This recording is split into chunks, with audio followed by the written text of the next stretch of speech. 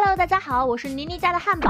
今天继续为大家带来搞笑脑洞美漫《辛普森一家》第28季第13集。暴风雨来临之前总是悄无声息，比如今天所要讲的这场史诗大战，在最开始也不过是有位老人感叹自己的韶光已逝，美好岁月去而不返。这位老人就是伯恩斯。看着手中的相册，他不住的叹气，我的人生曾那么丰富多彩，充满激情。他说的是他年轻的时候，当时他意气风发，举办过无比盛大的宴会，那是个极尽奢华的时代。他的派对也奢靡到了极致，金钱在赌桌之上流转，一笔笔交易在舞池中谈成，苏丹国王和全垒王混迹在一起，而他伯恩斯就是这所有人的焦点。然而再看看现在，他只是个依靠着输血的孱弱老人。秘书史密斯不愿他如此消沉，就提议再举办一次宴会。伯恩斯一听，眼睛里重新显出光亮，他心动了，认为这必将重现当年的荣耀。他拒绝请派对策划师，而选择自己亲自操刀。就连史密斯他都只安排了采冰的任务，不过这任务也不简单。为了省钱，他让史密斯去加拿大北部弄500斤湖冰，这意味着史密斯无法插手宴会的任何事，所以他只得找到人缘还不错的辛巴，委托他去挑选邀请这场宴会的来宾。接到委托后，辛巴首先通知了家里人，这宴会的地点是春田汉普顿。金小妹听说过，它坐落在长岛上，是夏季周末富人们玩乐的地方。辛巴没工夫听那些详尽的介绍，当务之急是尽快确定邀请的名单，说是要挑选最闪亮的社交达人，结果就只是像发传单一样夹在了人家车上。不过好歹凑齐了一车人，大家就朝着汉普顿进发了。所有人都穿戴整齐，对这场宴会满怀期待。老谋子猜测那里会有成堆的虾，成山的肉。赛马觉得将会有个黄金单身汉拜倒在他的石榴裙下。抵达目的地后，人们立刻被眼前这恢宏的庄园给征服了。然而打开大门之后，只有2个风烛残年的老人在奏乐。这空旷的大厅伴随着有气无力的音乐，把他们的期望摔得粉碎。不仅如此，侍者端来的餐点也格外寒碜，而且吧台的酒竟然还是要给钱的。在这不太和谐的气氛中，伯恩斯登场了，像所有宴会的主人一样，他告诉众人，请大家随意，不要拘束。接着他让来宾在杯子上写好名字，因为仅此一杯，然后又让他们穿上鞋套跳舞，因为地板的清洁费很昂贵，这实在太糟糕了，他们现在连路都走不稳，更遑论跳舞了。人们忍无可忍，直接与伯恩斯撕破了脸。也许你在100年之前确实很有趣，但你现在只是个一毛不拔的老铁公鸡。就这样，他们乘兴而来，败兴而归。伯恩斯不明白人们为什么生气，他思考了一下，觉得是宴会里没有冰。这么一想，责任就全落在了史密斯的头上，是因为这人太懒，才让他陷入这样的局面。然而事实上，史密斯不仅没有偷懒，还尽心竭力完成任务，连生命都受到了威胁。晚上，伯恩斯独自在海岸边垂泪，辛巴于心不忍，就安慰他，派对很有意思。伯恩斯显然也听出这只是为了让他好受，他知道自己只是个迟暮的老人，早已经忘却快乐到底是什么样子了。这时伯恩斯听见有音乐从对岸飘来，辛巴猜测是有人在那边举办派对。看着伯恩斯满眼羡慕，辛巴提出自己划船带他过去。他们刚走进那庄园，就被眼前的场景惊呆了。这里宾客众多，每个人的脸上都洋溢着享受的笑容。走进大楼里面，那场景更是让人震撼，完美的演奏团队，青春活力的舞者，还有那天空中的美丽女郎，简直让人目不暇接。连伯恩斯都禁不住赞叹，不管是谁，办这个派对的人确实懂得享受财富。然而当问及派对的主人时，却没人知道。有人说他根本就不存在，好吧，也没那么诡异。事实上他就在楼上的办公室。在办公室，他们看到了一个魁梧的背影。面对这2位不速之客，那人先是介绍自己的名字、阶级，接着便说没人能擅闯他的派对。然后他们就被4个全副武装的人给包围了。辛巴见势不妙，忙说我们走吧，伯恩斯先生。不料这句话让杰一改之前的态度，他走到伯恩斯面前，说有句话一直想对他说，你这个冷血的魔鬼，我爱你。说罢他抱住了伯恩斯。原来杰竟然是伯恩斯的粉丝，他曾经看过伯恩斯的著作《冷血的阶梯》，就是这本书让他一步步拥有了现在的地位。他将它视作圣经，严格遵照书中的内容行事。比如上面说每个帝国都需要一个符合，于是杰找到了一只鹅作为品牌的象征，小鹅仔的商标印满了他旗下所有的产品。辛巴对这只鹅很感兴趣，因为它吞咽的姿势和他一模一样。不过这个鹅对辛巴就没那么友好了，见这人话这么多，张嘴就是一口。杰的宴会比之伯恩斯当年是有过之而无不及，停泊在游泳池里的海盗船，用钻石串起来的跳绳、热气球彩带表演，以及向观众喷射名表的机枪，各种烧钱的娱乐是应有尽有，超越想象，甚至到了连伯恩斯都为之惊叹的地步。杰说这也是他的派对，然后他们举杯相庆，就这样最出人意料的友谊建立了起来。而另一边，辛妈他们正在充分领略汉普顿的风采，这里有林琳琅满目的商品，有美好的一切，但孩子们感兴趣的还是冰淇淋。兄妹俩走进店内，规规矩矩的排在最后。不料这时进来了一个踩着平衡车的男孩，他像是完全没注意到队伍，就走到了最前边，点了份冰淇淋。辛小妹当时就受不了了，那个小孩插队，你们就任由他这样吗？他这话倒让前面的女孩吃了一惊，原来这人名叫布莱克，是这边有名的富二代，这只是大家都懂的富人间的潜规则。可辛小妹不懂，她冲上前去叫住了布莱克，告诉他，你父亲有钱不代表你可以插队。听到这话，布莱克依旧脸色平淡，对后面的孩子说，我决定请所有人吃冰淇淋，可以吗？这样我可以插队了吗？孩子们听了自然是举双手同意，唯独辛小妹气得连冰淇淋都不吃就离开了。没想到她刚走出去，布莱克就追了出来，还邀请她一起去玩，原因是他觉得辛小妹很特别，他之前从未见过如此有道德感的人。女孩子嘛，总是难以拒绝别人的夸奖。辛小妹改变了之前的态度，答应了邀请。这件事让小金很不爽，妹妹找到了有钱的男朋友，爸爸和超火的嘻哈制作人出去玩了，只有她受困于此，无聊的陪他们逛街。这时一个卖蜡烛的贩子打断了她的抱怨，他没头没尾的冒了一句，结局并没有那么好。这倒引起了小新的兴趣，但因为他没有买蜡烛，这小贩不愿告诉他后面的事，接带着伯恩斯和辛巴参观了他旗下的产业。我的每个企业都有私人飞机，此话不假，谁能想到园艺师都配有飞机呢？在皮革号专机上，伯恩斯表达了自己的羡慕，通过花钱获得乐趣，他已经很久没体验过了。听他这么说，也决定做些事情来回报他，毕竟他所有的成就都是来源于伯恩斯。他向伯恩斯展示了一张可以无限透支的黑卡，并告诉他，如果你想享受生活就收下吧。对于这份礼物，伯恩斯想也没想就接受了。与此同时，辛小妹正在和布莱克观赏金鱼，这项活动对于喜爱动物的辛小妹来说自然是非常合胃口，就是那金鱼离得有些远。了解了辛小妹的困扰后，布莱克直接命人用直升机把那金鱼吊了起来，然后运到辛小妹的面前供她观赏。没想到这超能力拍在了马腿上，辛小妹最不能接受的就是这种虐待动物的行为，她十分生气，说布莱克变得比以前更坏了。说罢，辛小妹怒气冲冲离开了观赏区，结合伯恩斯来到了珠宝行，在这里他们发现了一条写着 MB 的项链，这2个字母是伯恩斯名字的缩写，曾经出现在各个地方，可谓是意义重大。然而当要刷卡的时候，伯恩斯还是犹豫了，毕竟10万美元可不是一笔小数目。杰在一旁劝他不需要想这么多，闭着眼睛买